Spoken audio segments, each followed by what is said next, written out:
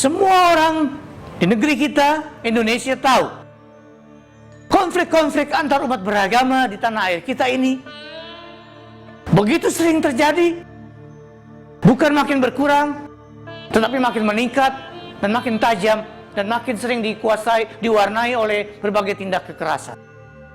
Kita ingin tahu jawabnya, mengapa konflik-konflik antar umat beragama terus terjadi. Pertama, kita harus pahami, setiap agama di dalamnya memang ada ajaran-ajaran yang memerintahkan pemeluknya untuk mencurigai orang-orang yang berbeda, untuk memperlakukan dengan keras kalangan-kalangan yang disebut para pemurtad, atau orang-orang yang tidak lagi menganut ajaran-ajaran yang lurus, atau juga untuk mencurigai orang-orang yang tidak sebangsa, sedaerah, dan sebagainya, atau yang paling jelas tidak seagama. Nah, ajaran-ajaran yang penuh dengan prasangka yang negatif terhadap orang-orang yang berbeda ini seringkali memang memicu suatu umat beragama bertindak keras dan berkonflik dengan umat-umat beragama yang lain.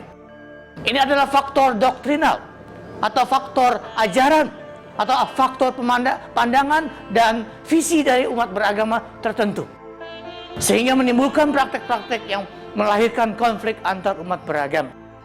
Nah, kalau kita mewaspadai faktor doktrinal ini, kita bisa meredam sedikit banyak konflik-konflik antar umat beragama yang terjadi.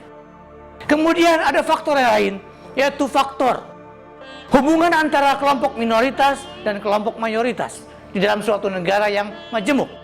Kelompok beragama yang minoritas, mungkin karena statusnya yang minoritas, seringkali dikuasai oleh dorongan yang sangat kuat demi ketahanan dan survival mereka akan melakukan berbagai macam program untuk memperluas agama mereka seluas-luasnya dengan segala macam cara yang harus ditempuh, termasuk dengan cara-cara yang keras sekalipun. Dimanapun kelompok minoritas berada, seringkali mentalitas sebagai korban atau orang yang ditekan begitu kuat memotivasi mereka bertindak tanpa toleransi, sehingga menimbulkan konflik. Misalnya umat beragama minoritas itu biasanya terdorong sangat kuat untuk menyebarkan agama mereka kemana saja, ke golongan apapun juga yang sudah beragama sebelumnya.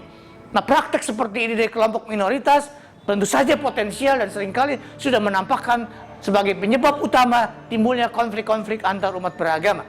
Nah, untuk ini umat beragama yang minoritas perlu dinasihati supaya arif dalam beragama dan menjalankan kewajiban-kewajiban keagamaan mereka.